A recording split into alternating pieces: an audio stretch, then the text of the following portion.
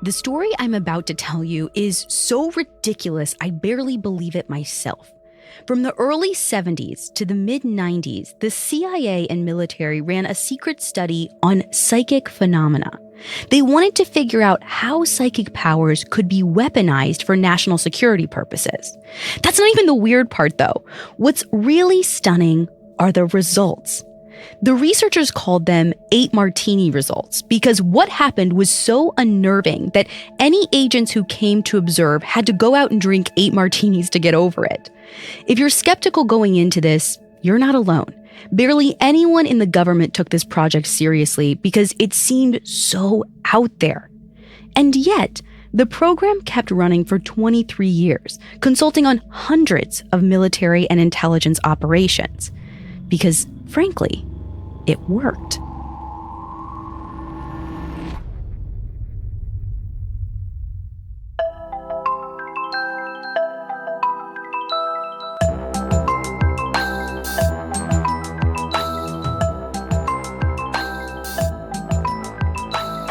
This is Supernatural, a Parcast original, and I'm your host, Ashley Flowers.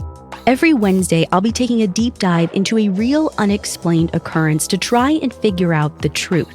You can find all episodes of Supernatural and all other Parcast originals for free on Spotify. And if you like what you're hearing, reach out on Facebook and Instagram at Parcast and Twitter at Parcast Network. This week's episode is about Project Stargate, a top-secret CIA and military program that ran for over 2 decades.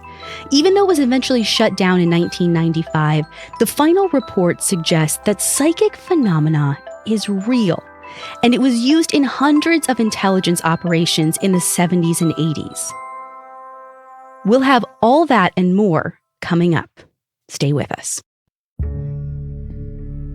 You guys know I love a good government conspiracy. I've talked about a few on my other show, Crime Junkie, but what I've got for you today is way more out there than anything that's ever been covered on Crime Junkie before.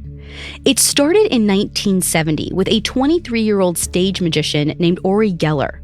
Uri is pretty popular in his home country of Israel. He's famous for things like bending metal spoons with his mind or making clocks stop on command, things that could be explained by regular sleight-of-hand tactics. But he claims to be telepathic, and he has an uncanny ability to read people's minds. In September 1970, there was one incident that launched Uri to international stardom. He was doing a show in Tel Aviv when suddenly his heart started racing. He felt so sick that he had to sit down. He apologized for the interruption and told the audience why he felt so ill. He'd had a premonition. The president of Egypt had either just died or he was about to die. A journalist in the audience actually runs out to a payphone to check the news wires, but there's no word about anything having happened. The audience is honestly kind of annoyed by the dramatics, and they start to trickle out. But later that night, news breaks over the radio. The president of Egypt had died of a heart attack that very evening. The prediction was shocking enough to draw attention from the media all over the world. Not long afterwards, an American scientist approaches Uri after the show. He tells him that his abilities would be very interesting to the CIA. Now, you're probably wondering, why would the CIA want to study psychic abilities? The answer, like most things in the 70s, is because the Soviets were doing it. There was a video making the rounds at the Pentagon of a classified experiment at the Soviet military lab where a woman apparently stops a frog's heart with her mind. Now, no one's really sure if this was real or a disinformation campaign, but if the enemy was researching this, the U.S. better do it too. They were most interested in extrasensory perception, or ESP, the ability to perceive things outside of the regular 5 senses. That includes telepathy, seeing the future, and something called remote viewing, which is basically where you can see things in your mind's eye that aren't physically in front of you. It's obvious how those skills could be useful for intelligence gathering if anyone could prove that they actually exist. So the CIA director personally signs off on bringing Uri Geller to the States to test what he can do. It takes over a year to get this thing going, but in November of 1972, Ori arrives at the Stanford Research Institute in California, where the classified project will be headquartered. A CIA analyst named Kit Green is going to oversee the program, and he works with the researchers to make sure everything's done right. Now, security is obviously a concern, since for all anyone knows, Ori could be working with the Israeli intelligence. So before the test begins, the entire lab at SRI is swept for bugs, and Ori is scanned to make sure there's no electronic or magnetic devices on him. They also consult a magician to plan for any tricks Ori might try to use to fake telepathic abilities. The experiments have to be absolutely foolproof, or the results won't be worth anything. What they come up with is almost laughably simple. They put a die in a sealed box and shake it. Ori has to predict which number is facing upwards. Ostensibly, this would check for remote viewing abilities, being able to see inside that box without actually physically seeing it. Lo and behold, Ori answers correctly 8 times in a row. The probability of that happening is literally 1 in 1 million. So they decide to move on to a more complicated test. They line up 10 aluminum film canisters, and they put a small object in one of them and leave the others empty. Just by looking at them, Ori has to figure out which of the canisters contains the object. And guess what? He did it correctly. 12 times without a single error. And the probability of that? 1 in a trillion. He never guessed incorrectly, but there were 2 trials where he declined to answer. Now, what's interesting is the hidden objects in those rounds were a sugar cube and a metal ball bearing wrapped in paper. He couldn't sense anything from those objects, but he had no trouble with the other ones, like small magnets, metal ball bearings, not wrapped in paper, and a dropper full of water. It seems like whatever ability he has is somehow connected to metals or magnetic fields. In another experiment, he's able to affect the reading on a magnetometer just by sitting next to it. They also test to see if he can really bend a spoon with his mind, and spoiler, he can't. It turns out that one is just a stage trick. But if there were any doubts about his abilities, this next experiment put it to rest. An outside assistant prepared a stack of double-sealed envelopes, each containing index cards with different drawings on them, and then they locked them in a safe, and the researchers didn't have the combination to it. Before each test, the researchers would choose one envelope at random. They would look at the picture, seal it back up, and then go sit with Ori in the experiment room. Ori had to draw a copy of the chosen picture just by reading their minds. They tried this 7 times, and every single time, Ori was able to draw a near-perfect reproduction of the original image. The scientists and the CIA agents are stunned. When the report gets back to the Pentagon, they're surprised too, but they're not totally falling for it yet. Ori is an internationally renowned magician after all. They figured this is all some kind of parlor trick. The Defense Department sends their own team down to see what's going on. They conclude that the experiment wasn't objective enough. The researchers' bias must have skewed the results somehow, but they don't explain how. With the exception of the drawing test, all of these experiments were double-blind, and honestly, I can't even begin to imagine how a personal bias could affect a magnetometer. So the CIA completely disregards the criticism. Not only are they continuing the research at SRI, they are upping the ante. The next experiment is another version of the drawing test, with an added twist to prevent any remote possibility of cheating or fraud. Ori is placed inside a double-walled, soundproof, electrically shielded room. The researchers, in a different room, flip through a dictionary and choose a word at random, and then draw a picture of that word. They tell Ori over the intercom when the picture is done. Without telling him anything about what the picture or word is, he has to draw his own replica. The first picture drawn by the researchers is a firecracker, Uri says that he sees a cylinder with noise coming out of it, which is technically not wrong. And he ends up drawing a drum that actually looks pretty similar to the drawing of the firecracker. The next one is a bunch of 24 grapes. Uri also draws a bunch of exactly 24 grapes. They tried this experiment a few different ways, putting the researchers in the shielded room and Uri outside of it, drawing the pictures on a computer, saving the file and turning it completely off before Uri even gets there, and even having scientists all the way on the East Coast draw the picture. And he gets it right every time except twice.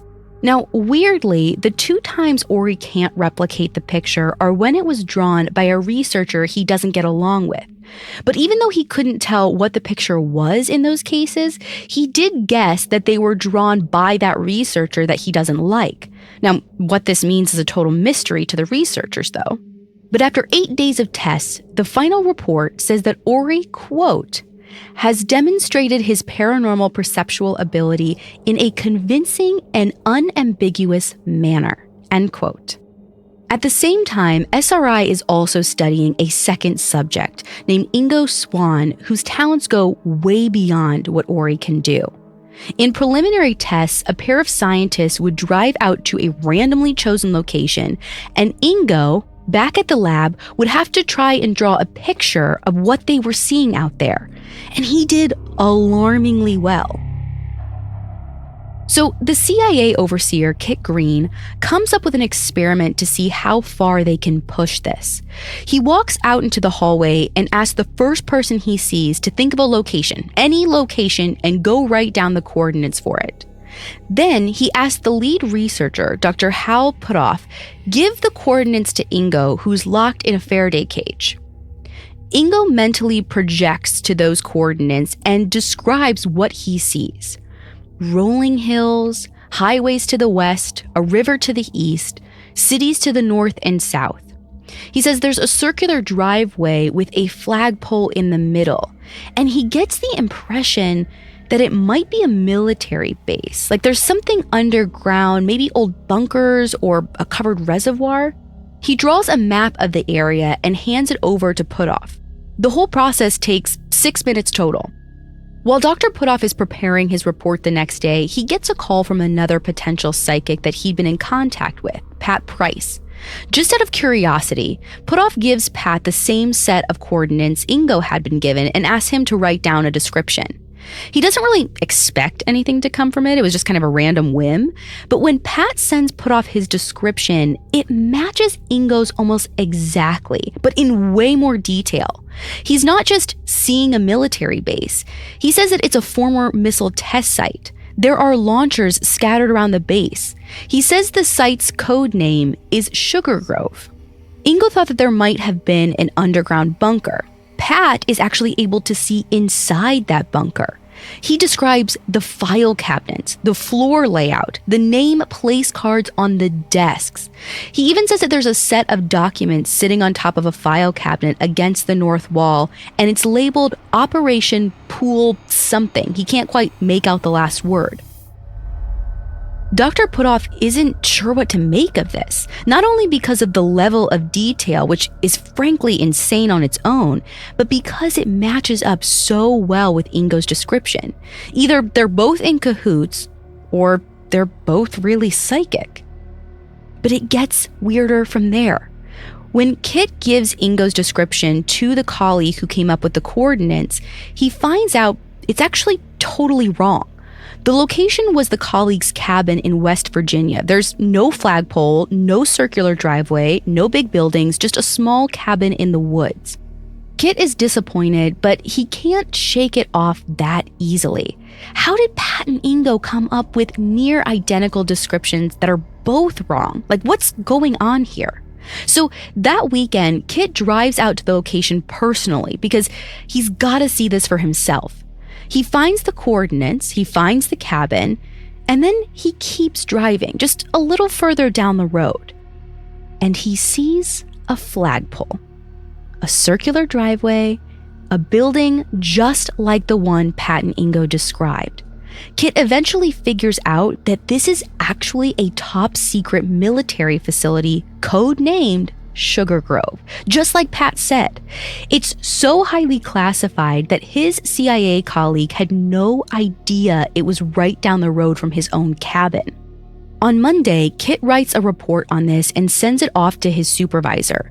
And on Tuesday, he gets a visit from the CIA's security officers.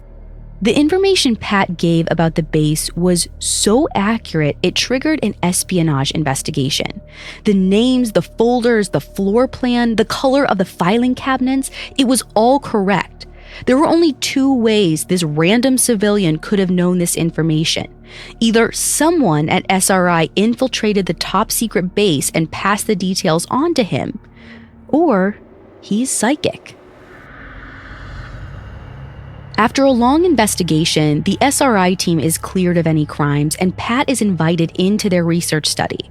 They put him through the same kind of remote viewing test that they've been doing with Ingo, and the results are shocking. In one experiment, Ingo is given 10 sets of coordinates from around the globe. His responses are scored as either A, a hit, which is a good description of the target, B, neutral, meaning possibly accurate but not enough detail to be sure, or C, a total miss and definitely wrong. And the results? 7 hits, 2 neutrals, 1 miss.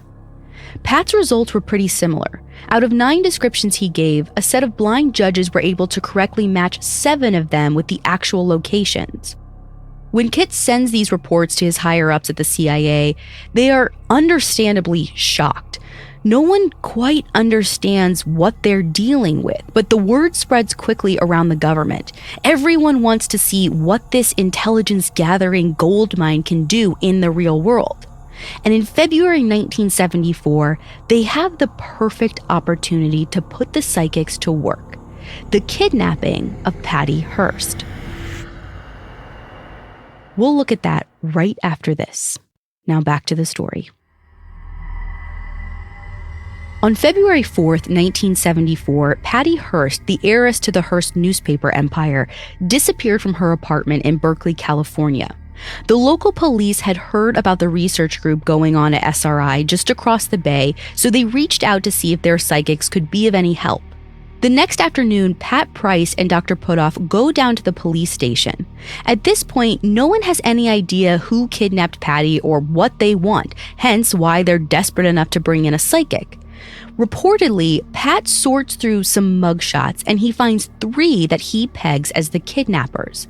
One of them he can't quite name, but the name Lobo pops into his head, and that's the Spanish word for wolf. He also tells police that Lobo had recently had a tooth pulled without anesthesia. As it turns out, that man was in fact one of the kidnappers. His name was William Wolfe, and he had in fact had a tooth pulled without anesthesia. The other 2 mugshots were eventually confirmed to be 2 of the other kidnappers. This all seems too bizarre to be real, but it was real. According to the CIA files, Pat provided, quote, a significant amount of data, end quote, for the investigation. Pat was kept on the case, and for months he tried to use his remote viewing powers to find Patty. He was able to see her clearly, locked in a closet somewhere, but it was too difficult to shift his perspective outside to see a street sign or anything useful. In the end, he wasn't much help in actually locating Patty, but the amount of information he could provide was absolutely shocking. Over the next year, Pat was passed around between different government agencies. He helped the NSA with a secret operation in Africa, he helped the Navy locate submarines, and he even took a peek inside a Soviet nuclear testing facility. His observations aren't 100% accurate. Sometimes he misses details or he'll describe something that isn't actually there, but a lot of what he sees is eerily spot on. He's doing so well that in 1975, the CIA takes him out of the research program and recruits him directly as an intelligence asset. What he does for them is a mystery, but it must have been sensitive because within a matter of months, he suddenly dies under very suspicious circumstances. There was no autopsy because some mysterious man just showed up at the hospital and somehow convinced the staff not to perform one. Instead, they just wrote down that he died of a heart attack. Whether the CIA took him out or a foreign government was behind it, we'll probably never know. But just like that, the most promising remote viewer in the study is gone. Around this same time in 1975, there was an incident with SRI's other star subject, Uri Geller. The short of it is, a group of nuclear scientists who were studying him all started to see terrifying images at night. One of them reported waking up to see a disembodied arm floating above his bed. No one knows what was going on here, but two of the scientists were so freaked out they completely quit their careers. The CIA was understandably alarmed by this, so Kit Green went out to the SRI lab to investigate. He found no rational explanation whatsoever. The only thing that he could think of was that Israeli intelligence was using Uri for some kind of psychological operation. I mean, holograms were just becoming a thing. Maybe this was Mossad's idea of a practical joke. Whatever's going on, though, with Pat suspiciously dead and Uri possibly being a foreign agent, SRI is in trouble. And to make things worse, as a result of the Watergate scandal, which had happened over the past couple of years, the CIA is under a lot of fire in general. They're scrambling to shut down anything questionable to save face, which includes their psychic research. The SRI's program's funding is terminated, but before they completely disband, the military swoops in with an offer. They'll continue funding for the project if they can figure out how psychic powers can be weaponized. So in October 1978, 6 years after the study began, it's rebranded as an Army intelligence program called Operation Grill Flame. Their mandate is to find soldiers who have latent psychic abilities and train them to use them on the battlefield. The researchers have a rough battle ahead of them since they still don't understand how ESP works, never mind how to teach it. They're not even sure if it's possible to teach it. But after screening thousands of Army personnel, they narrow it down to a team of 6 who seem like promising candidates. The plan at first is to take it slow. For the entire first year of the study, they'll do basic tests to establish that remote viewing is actually possible. In the second year, they'll figure out how to train the recruits to harness their full abilities. And in year 3, they'll start developing protocols for how to put it into action. But, as most of us know, nothing ever goes quite as planned, not even if you're psychic. Only a few months after the new recruits begin their training, the Iran hostage crisis happens. On November 4th, 1979, the U.S. Embassy in Tehran was taken over by student rebels and nearly everyone inside was taken hostage. In response, I promise you this is not a joke, the National Security Council calls in the psychics. The 6 recruits get a call in the middle of the night telling them to get to the office ASAP. For the next several months, they're working overtime to figure out where the hostages are being held, when they're being moved, who's in each room, what the layout is like. I mean, anything that could be helpful. Of course, the Army isn't just going to go in guns blazing based on the word of 6 trainee psychics, but a lot of what they see lines up with intel the military already got from other sources, so they start to take it seriously. In fact, according to the Army Intelligence Agency, 45% of the reports from Grill Flame were proven to be partially or completely correct, and 55% were incorrect, which is astounding if you consider how much they're shooting in the dark here. The report even said that, quote, "The degree of success appears to at least equal, if not surpass, other intelligence collection methods," end quote.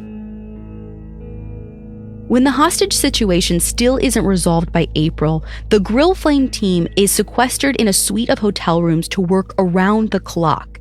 And that's when things start to go off the rails. In mid-April, one of the remote viewers unexpectedly sees something way off target, a chaotic scene of American soldiers rappelling out of helicopters somewhere in the desert.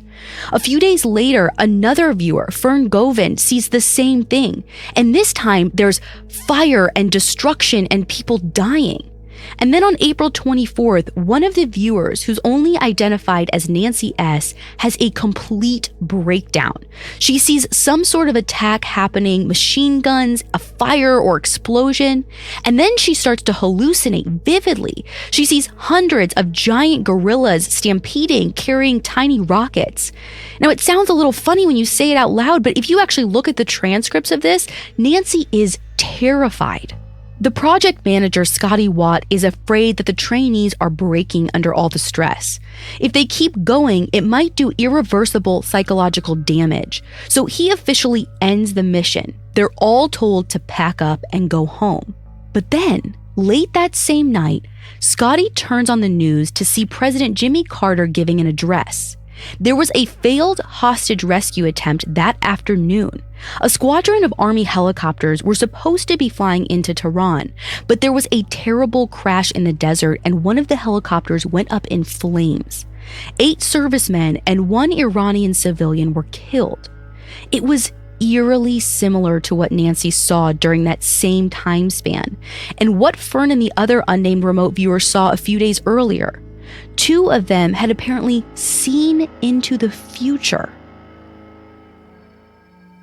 After this incident, Nancy and Fern both quit the project. And I don't blame them. It must have been a horrifyingly traumatic experience. But despite them leaving, Operation Grill Flame keeps going on without them. Over the next few years, the team works on hundreds of missions, mostly related to terrorism or hostage situations. The same results keep happening. They provide some stunningly accurate intel, but it's so spotty that most of the time it's functionally useless. A lot of the problem seems to be boredom and burnout. After a day or 2 on each mission, the accuracy rate starts to plummet. So the clear solution is to train more people to do this. If the first 6 trainees were able to harness some hidden psychic ability, maybe anyone could. The question, of course, is how? Kit Green has an answer. You can't.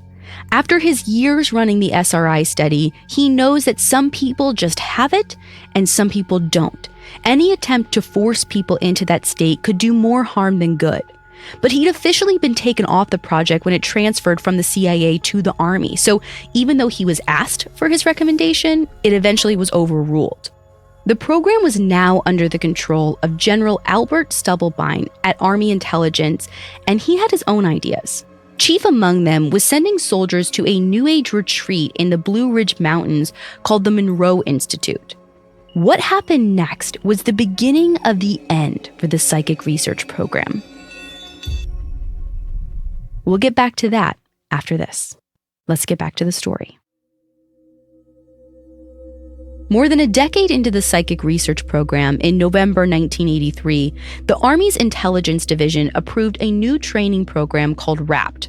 The acronym stands for Rapid Acquisition Personnel Training, and it's just as meaningless as it sounds.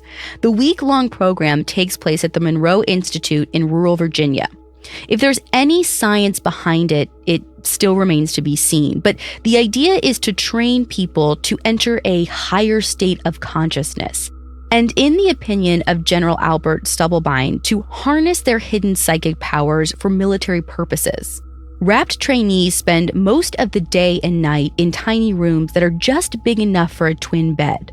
For an hour or more at a time, they lay there listening to guided meditation tapes that are supposed to gradually move them from focus level 1, which is like a regular waking consciousness, to level 21, which is an ethereal dimension where time and space cease to exist.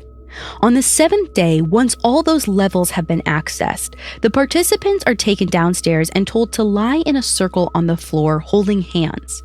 Another guided meditation plays over the loudspeaker, and after just a few minutes, the soothing voice suddenly veers into some very direct questions. Will there be a terrorist attack at the government facility in Washington, D.C. area in the next few months? Where will the next terrorist attack take place? When will the next terrorist attack take place? As you can imagine, the only result is shock and confusion. According to Kit Green, who wrote a report recommending that the soldiers do not go through the WRAPT program, the guided meditations could succeed in lulling the participants into an altered state of consciousness, essentially hypnosis.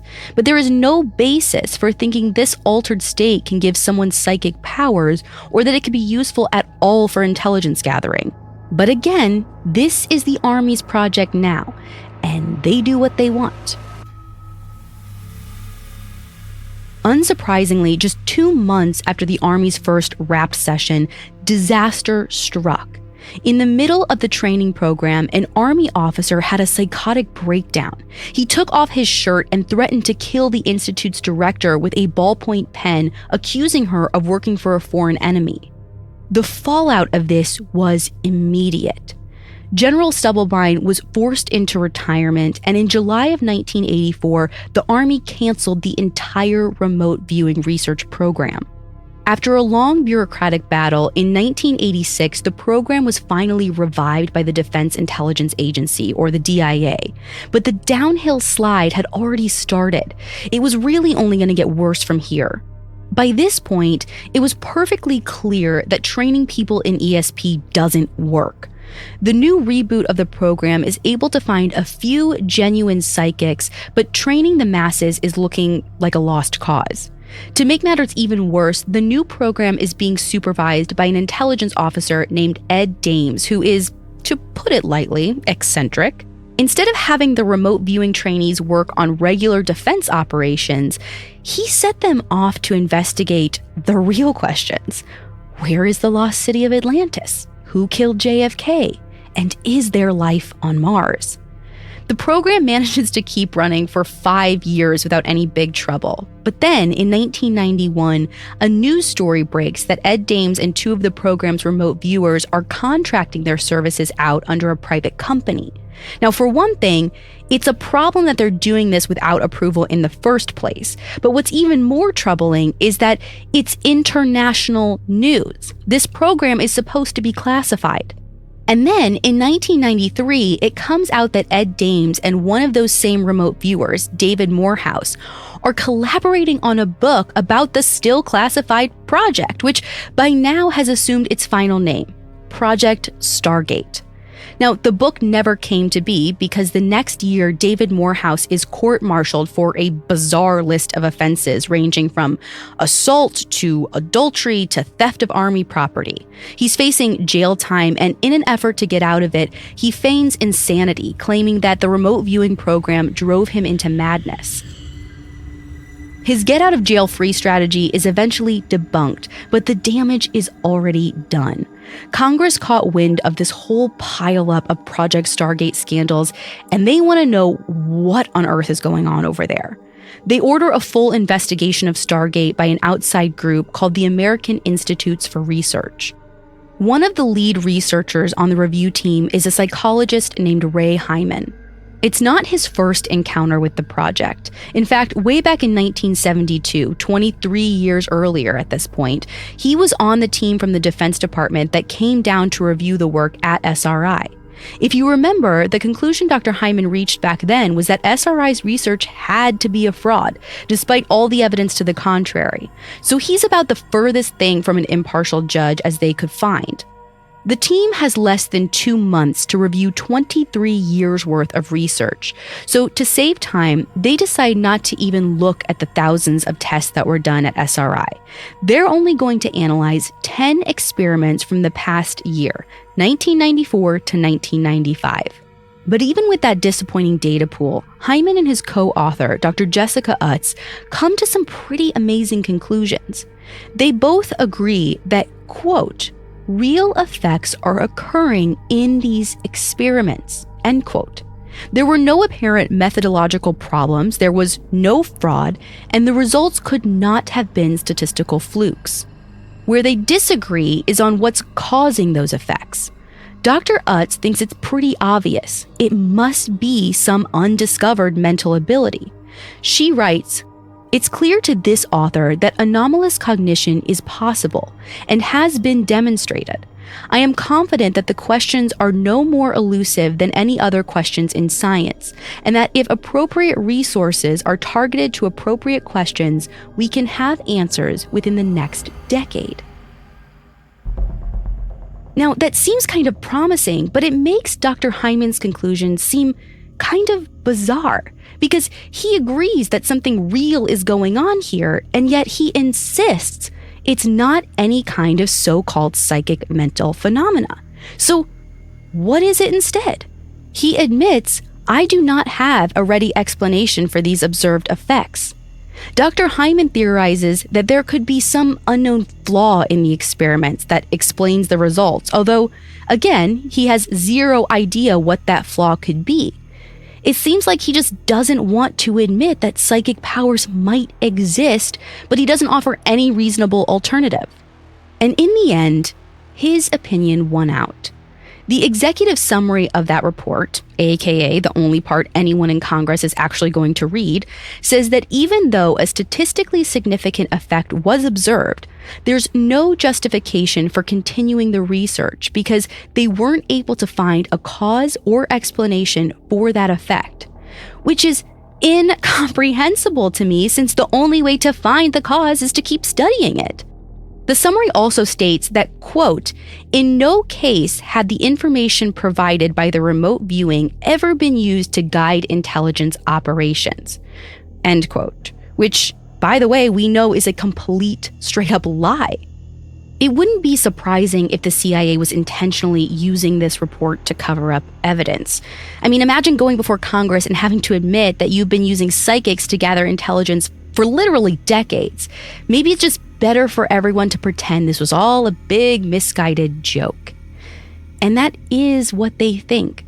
As soon as the report's in, the CIA and the Defense Intelligence Agency are ordered to shut down Project Stargate for good. When the report is released to the public a few months later, in November 1995, it immediately becomes a national laughingstock. It's all over the news, and the tone is not positive.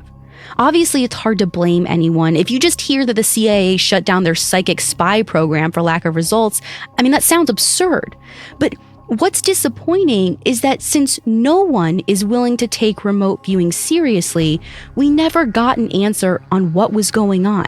We have statistically relevant evidence that certain people, if not all people, can see things without being physically there.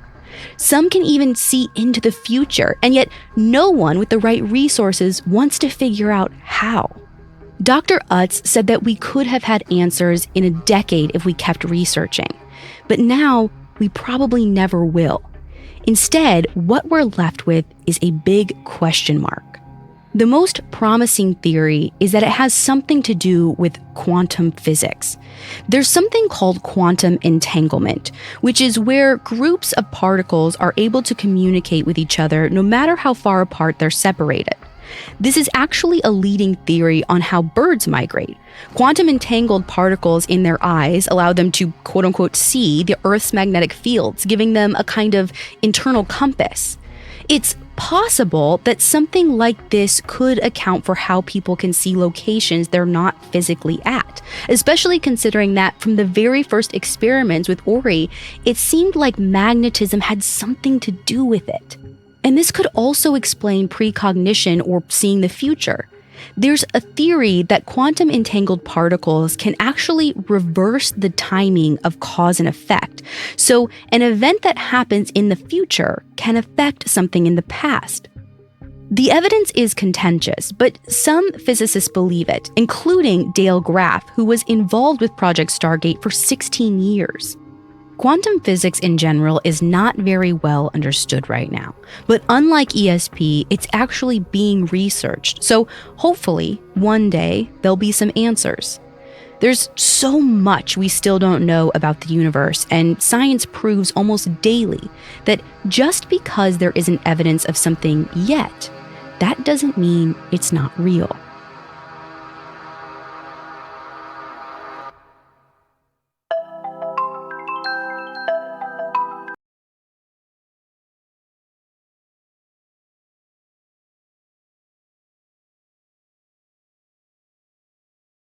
Thanks for listening. I'll be back next week with another episode. You can find all episodes of Supernatural and all other Parcast originals for free on Spotify. Spotify has all your favorite music and podcasts all in one place, and they're making it easier to listen to whatever you want to hear for free on your phone, computer, or smart speaker. And if you like the show, follow @Parcast on Facebook and Instagram, and @Parcast Network on Twitter. Supernatural was created by Max Cutler and stars Ashley Flowers and is a Parcast Studios original. It's executive produced by Max Cutler, sound designed by Carrie Murphy with production assistance by Ron Shapiro and Carly Madden. This episode of Supernatural was written by Kate Gallagher with writing assistance by Drew Cole. To hear more stories hosted by me, check out Crime Junkie and all Audio Chuck originals.